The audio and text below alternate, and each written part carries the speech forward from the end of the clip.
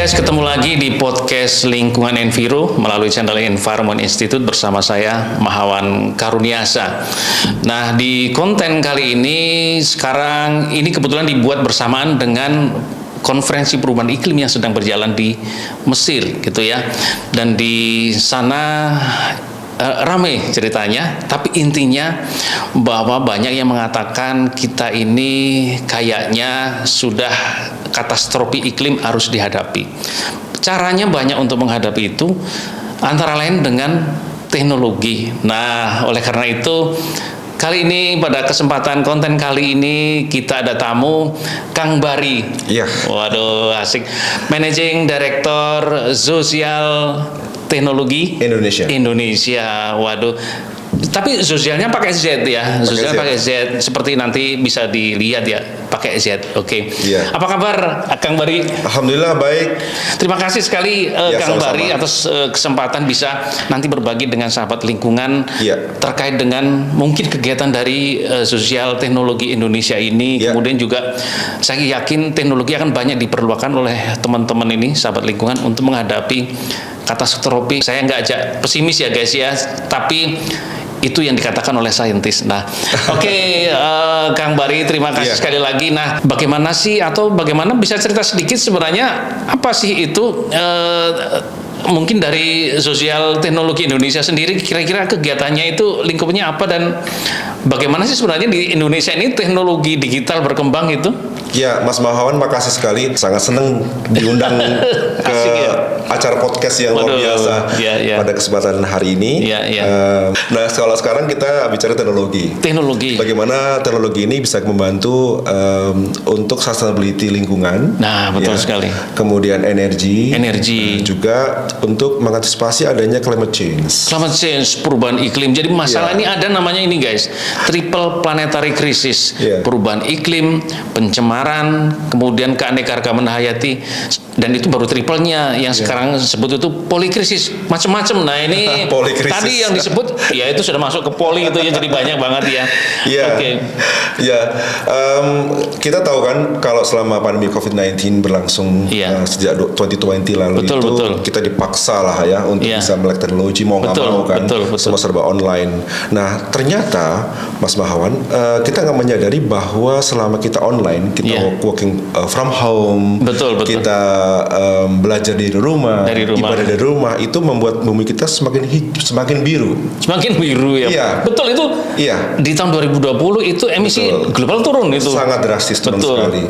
Dan kalau kita bandingkan dengan sekarang ini, mulai ada banyak kegiatan orang untuk offline, membawa kendaraan, baik itu roda 2, roda 3 kemana-mana. Polutan tuh sudah ada di mana-mana. Jadi kalau kita buka jendela sedikit, itu debu masuk. Waduh, kalau di Jakarta buka jendela langsung ya masuk ya debu. Nah, itulah hal-hal yang mungkin tidak kita sadari tapi itu terjadi nyata bahwa budaya kerja kita untuk online itu, budaya kerja digital kita itu malah membantu bumi semakin biru, semakin hijau. Betul. Bisa terjaga lah bumi itu ya ternyata dengan kita bekerja online itu dalam pandemi itu ya kemarin ya. Makanya seperti Elon Musk, Bill Gates, Mark Zuckerberg, kemudian George Bezos, itu sangat mendukung adanya program-program seperti COP27. Kemudian Elon Musk juga akan datang ke Bali untuk G20, untuk memberikan satu solusi bagaimana agar energi ini lebih efisien lagi dengan adanya electrical vehicles, dan inovasi Tesla, SpaceX itu luar biasa. Kita tahu itu semua adalah boleh dibilang 100% adalah teknologi. Hadir karena teknologi. Itu muncul karena teknologi itu ya. Nah, dari cita-cita besar itulah kita mulai dari kecil, Mas Muhammad. Nah, ini mulai yang nyata lah, yang real ya, dari yang kecil ya. Mulai dari kecil dulu aja. Contohnya adalah konkretnya pada saat kita di lingkungan RT RW, kecamatan, kabupaten sampai dengan provinsi, bagaimana kita bisa menciptakan suatu lingkungan yang lebih sehat, kemudian kecukupan bahan makanan pokoknya itu, jangan sampai ada krisis pangan. Tidak ada krisis pangan, betul. Kemudian konsumsi energi juga lebih bisa dihemat. Wah, betul. Dengan pendekatan teknologi tentunya, dan juga cuaca lingkungan di sekitar kita juga semakin sehat. Betul sekali. Nah, jadi bagaimana teknologi berperan untuk urusan air, pangan, energi gitu ya. Dengan bisa mengurus itu, lingkungan jadi lebih sehat gitu ya. Dan kita berharap sekali dengan lingkungan sehat itu akan menciptakan society yang smart. Nah jadi kayak itu ya, kayak bola salju tapi positif. Sangat positif. Iya gitu. Jadi masyarakatnya smart, lingkungannya jadi sehat. Gitu. Waduh, keren banget. Itu kunci pokok. Karena kita bayangkan kalau misalnya lingkungan kita tidak sehat, pasti mostly ya people juga tidak smart ya. Nah itu kemarin kita baru bicara itu Kang Bari mengenai polusi di Jakarta. Kita tuh hidupnya terkoreksi 5,5 tahun ternyata karena polusi Jakarta. Tapi ini mungkin kalau bicara teknologi, teman-teman sahabat lingkungan biasanya kita ajak untuk berbicara masa depan. Wah, nah ini kita di Indonesia ini lagi merencanakan ibu kota negara Nusantara gitu ya. Yang di situ adalah bicara teknologi masa depan. Masyarakatnya masyarakatnya juga masyarakat yang smart gitu ya. Dan kebetulan juga direncanakan kota itu kota yang ramah lingkungan, kota hutan, forest city, bukan city forest. Kalau hutan kota ya banyak yang di mana-mana banyak, itu beda gitu. Nah, kira-kira dengan kita sedikit cerita tentang IKN itu, bagaimana peran teknologi atau mungkin dari tadi ya yang kecil, kira-kira apa sih yang sekarang sudah berjalan? Transformasi digital Indonesia itu sudah bilang berhasil. Jadi pemimpinan dari Pak Jokowi sendiri dan para menterinya, kabinetnya ini cukup disiplin dan melakukannya dengan sangat konsisten terhadap program-program yang mendukung digital ekonomi. Wah, ini digital ekonomi. Jadi ini menjadi satu bahasan pokok juga di G20 kan itu betul sekali. Ada dua hal nih yang kita bahas nanti di G20 kita bahas itu ekonomi digital dan climate change. Dari 12 pokok bahasan. Betul sekali 12 working group itu kan. Betul sekali. Nah, ini jadi transformasi itu bukan wacana. Ini adalah hal yang konkret, real, bahwa hasil transformasi digital yang sudah dilakukan dan sedang dan akan program berjalan terus sampai dengan tahun 2030 hingga nanti Indonesia Emas 2045 itu sudah ada tahap-tahapan yang jelas yang boleh dibilang blueprintnya itu udah oke lah. Udah oke. Transformasi digital itu sahabat lingkungan bahasa sederhananya sebenarnya itu adalah bentuk bagaimana peran teknologi digital untuk mendukung satu transformasi bukan transformasi digital itu hanya teknologinya terus mengalami perubahan, itu tidak. Dia terintegrasi dengan tadi contohnya adalah ekonomi digital. Itu adalah bagaimana transformasi digital teknologi digital terintegrasi dengan sistem ekonomi, kemudian menjadi maju dan itu berketahanan, itulah gitu ya tadi. Betul sekali, berkelanjutan dan berketahanan. Dan ujungnya adalah dalam roadmap New Capital Indonesia yang kita sebut sebagai IKN Ibu Kota Negara Baru kita. Itu tahun 2030 Indonesia akan fully transform ke digital. Makanya di dalam Zuzial ini kita mengembangkan satu teknologi yang namanya artificial intelligence. Nah ini pasti teman-teman sahabat lingkungan pengen tahu betul. Ini apa saja yang sudah dikembangkan oleh Zuzial Teknologi Indonesia ini, Kang Bari ya, terkait dengan dukungan untuk Indonesia digitalize Indonesia atau apa bahasanya itu ya? Indonesia Digital Nations. Indonesia Digital Nation Itu apa nih yang sekarang sudah bergerak gitu ya? Iya, contohnya IKN tadi kan. IKN ya. IKN tadi itu pasti desain dan arsitekturnya mendukung green energy. Green energy tentunya pasti. Betul ya. Juga green economy ya. Kemudian juga green society. Tiga aspek itu. Betul. Akan didukung dan semua itu kalau nggak kita pakai teknologi seperti nggak ada artinya nanti. Tidak mungkin. Harus didukung sama teknologi, dan disitulah Zuziel melakukan sebuah pendekatan yang berbeda dengan menggunakan teknologi artificial intelligence atau kecerdasan buatan, memberikan satu prediksi terhadap segala sesuatu yang belum terjadi. Betul. Contohnya apa? Gini, pada saat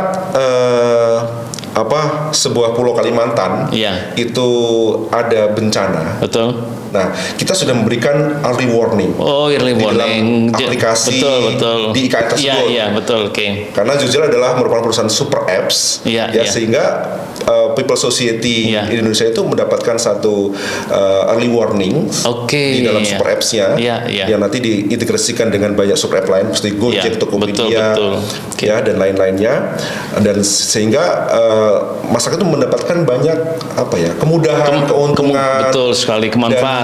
Betul. Dan pada saat orang mau dagang ke pasar, kemudian ada notifikasi misalnya paling mudah nanti akan ada badai, ada hujan, ada petir gitu. Dia sudah punya antisipasinya. Oke, keren banget nih. Jadi Zuziel Teknologi Indonesia ini mengembangkan super apps gitu ya namanya ya. Iya. Super apps. Jadi super apps itu bahasa gampangnya aplikasi isinya macam-macam gitu ya.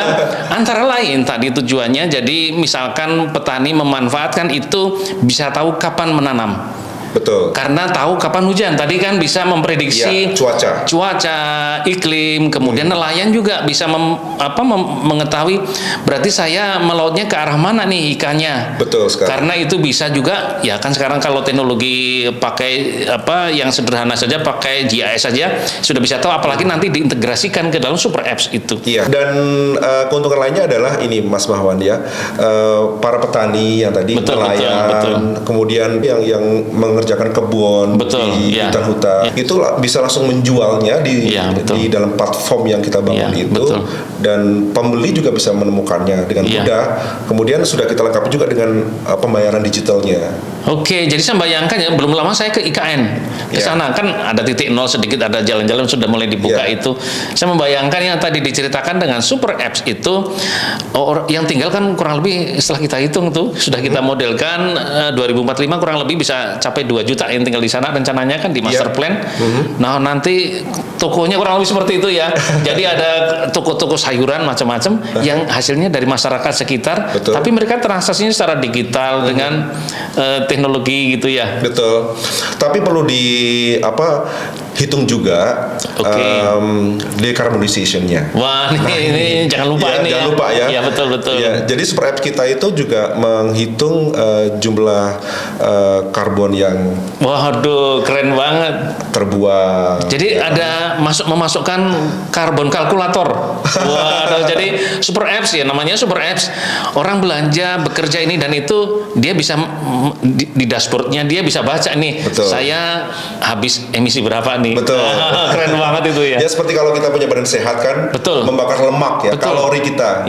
Sama dengan bumi kan juga sama konsumsinya seperti itu kan. Nah, jadi analoginya mirip seperti itu. Jadi kita punya gaya hidup yang sehat, dan bumi juga ikut sehat. Oke, keren banget.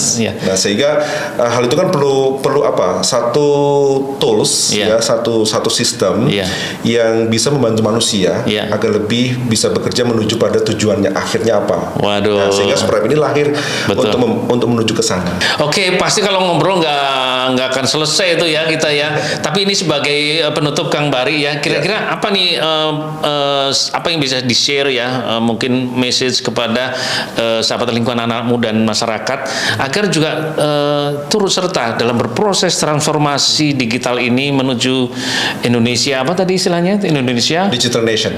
Indonesia Digital Nation menuju ke sana. Ini kira-kira apa nih yang bisa dibagikan pesan-pesan itu? Wah, kalau pesan banyak banget sih. Banyak banget ya. Oke. Anak-anak muda Indonesia itu harus lebih punya wawasan kebangsaan.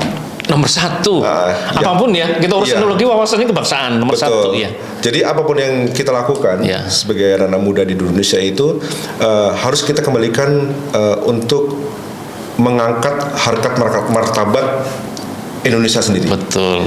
Jadi mau kalian jalan di ekonomi konvensional, ekonomi digital, mau di kripto, mau di blockchain, mau di environmental, kemudian mau di climate change. Dampak-dampak yang kalian buat sebagai sebuah inovasi, sebuah startup mungkin, atau sebuah action dari small thing to be the big things itu berdampak langsung terhadap harkat, martabat, dan kedaulatan bangsa Indonesia. Waduh, keren. Semuanya kembali ke urusan bangsa dan negara itu Itu jadi wawasan kebangsaan adalah hal yang terpenting gitu ya. Oke, terima kasih sekali Kang Bari ya. Ini sami-sami. Suatu nggak selesai kalau akan ngobrol terus nanti akan kita teman-teman di konten lingkungan dari podcast Lingkungan Enviro ini mungkin di sesi-sesi berikutnya akan banyak bicara terkait dengan teknologi. Kan seperti yang saya sampaikan bahwa ada perubahan yang signifikan dalam bumi kita sehingga tidak ada pilihan lain, kita harus mampu beradaptasi, mampu menghadapi berbagai disrupsi bumi kita antara lain dengan menggunakan teknologi. Oke, sekali lagi terima kasih Kang Bari. Sami-sami. Oke, teman-teman sahabat lingkungan, kita ketemu lagi di podcast Lingkungan Enviro melalui channel Environment Institute dengan konten-konten lainnya. Terima kasih, sampai ketemu lagi.